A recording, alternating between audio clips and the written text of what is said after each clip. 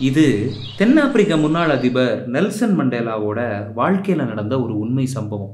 நீண்ட கால போராட்டத்துக்கு பிறகு நெல்சன் மண்டேலா ஜனாதிபதியாக பதவியேற்ற நேரம் அது.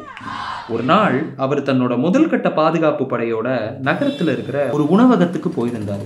அவரும் அவரோட போயிருந்தவங்களும் அவங்களுக்கு தேவையான உணவை ஆர்டர் பண்ணிட்டு உட்கார்ந்துருக்க எதிர் மேசையில் ஒருத்தர் தனியாக உணவுக்காக காத்திருந்ததை நெல்சன் மண்டேலா கவனிச்சார்.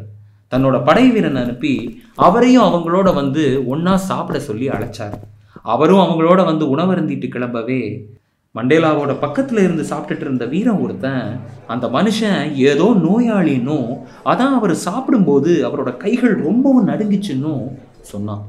இதை கேட்ட நெல்சன் மண்டேலா, அவர் நோயாளிலாம் இல்லை, நான் முன்னாடி சிறையில் இருந்தப்போ இந்த மனுஷன்தான் என் சிறை காவலராக இருந்தான். அப்போ என்னை அடிக்கடி கொடுமைப்படுத்துகிறப்போ நான் வலியில் கத்துவேன், களைச்சி போய் கொஞ்சம் தண்ணி கொடுங்கன்னு கெஞ்சுவேன்.